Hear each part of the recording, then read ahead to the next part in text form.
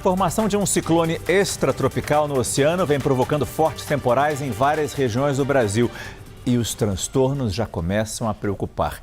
Vamos entender essa situação com Marco Antônio Mendes. Boa noite, Marco. O que aconteceu até agora? Pois é, Márcio, nós estamos tendo muitos casos aí de alagamentos, de enxurradas. É uma chuva que tem vindo muito forte aí num curto espaço de tempo e é isso que vem provocando muitos desses problemas, Márcio. São casos que vêm acontecendo principalmente no sul, sudeste, regiões que estão no caminho da baixa pressão, esse sistema que está dando origem ao ciclone. Piracicaba, no interior de São Paulo, foi tomada pela água nessa noite passada. Um motociclista de 53 anos morreu depois de ser levado pela enxurrada.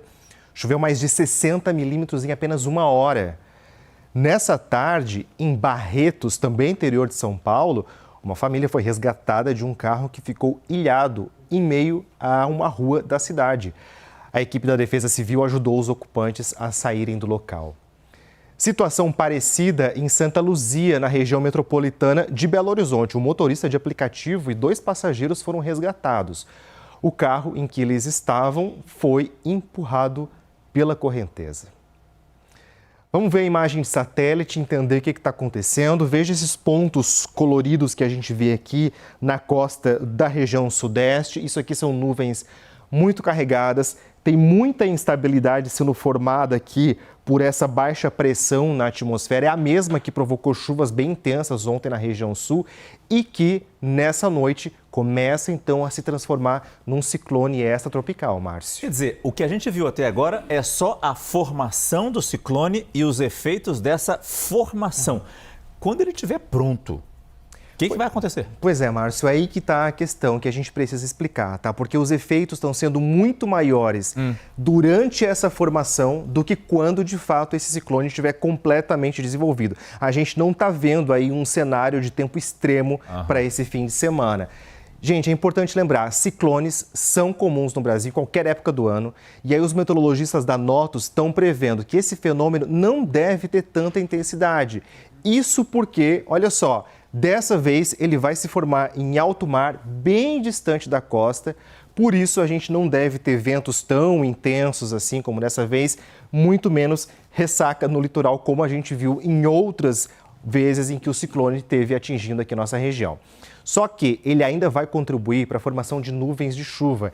É o que vai acontecer principalmente na região mais leste aqui do sul do Brasil, onde a gente vê em verde um pouco mais escuro. Chuvas que também podem vir fortes amanhã, desde o litoral de São Paulo, Rio de Janeiro, Espírito Santo, Minas Gerais, grande parte do centro-oeste, chegando até o norte do país também. Agora, tempo firme em grande parte do Nordeste, naquela outra tela que a gente estava vendo, onde estava ali em amarelo, voltamos aqui, grande parte do Nordeste aqui segue com tempo firme e também no oeste do Rio Grande do Sul até o sul de Mato Grosso do Sul. E essas chuvas podem ser mais volumosas para essas regiões que a gente vê aqui, Porto Alegre, Rio de Janeiro, Belo Horizonte e também Cuiabá. Por outro lado, a gente vai ter tempo firme amanhã em Salvador, Maceió, Recife e João Pessoa, um sábado de sol, temperaturas aqui passando dos 30 graus. As máximas em algumas capitais vamos acompanhar. Brasília amanhã vai aos 26 graus, Florianópolis e São Paulo chegando aos 28, Fortaleza e Manaus com 32 graus, Campo Grande um pouquinho mais quente, com máxima prevista de 33 graus. E em todas essas capitais aqui, Márcio, que eu falei, previsão de chuvas para amanhã também. A impressão que a gente tem é que janeiro foi muito chuvoso. Tem um balanço do mês? Pois é, Márcio, essa impressão ela é verdadeira, mas a gente precisa lembrar lá do comecinho do mês. No começo do mês a gente teve assim, um dia de chuva, quase uma semana sem chuva. Ela engrenou mais mesmo nesses últimos 15 dias de janeiro.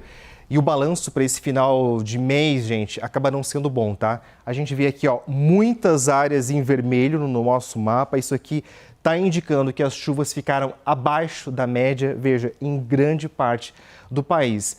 Entre as capitais, a situação mais grave mesmo foi aqui, Cuiabá. Não chegou a chover praticamente 30% do esperado para todo mês. Faltou chuva também em Porto Alegre. São Paulo ficou aqui, quase empatando, quase chegando aqui na média. Agora, chuva superou mesmo a média em Brasília e também em Belo Horizonte, mas com chuvas que vieram muito intensas ali em pouco tempo, isso acaba não sendo muito bom, tá? Agora, a boa notícia é que fevereiro começa com muita chuva. A previsão é que o novo corredor de umidade acabe se formando aí já nesses próximos dias, justamente em áreas que estão os principais reservatórios de energia, Márcio, e também de distribuição de água. Começamos aí o mês de fevereiro com um cenário um pouco mais positivo do que foi janeiro. Boa notícia. Obrigado. Marco Antônio Mendes. Boa noite.